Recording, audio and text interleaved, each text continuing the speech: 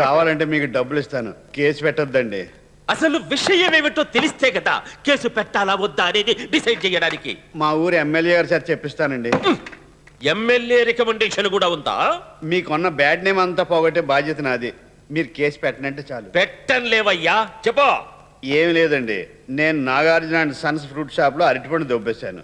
దానికి నన్ను రోడ్లంతా పరిగెట్టించి చంపేయాలని ప్రయత్నం చేశారు. అరటిపండుకి ఇంత చేస్తానని తెలిస్తే అసలు ముట్టుకునేవాడిని కాదండి.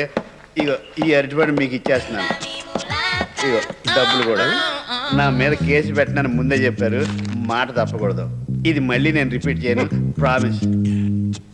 డబ్బు, అరటి పండు, దీనికోసం ఇంత బిల్డప్ప?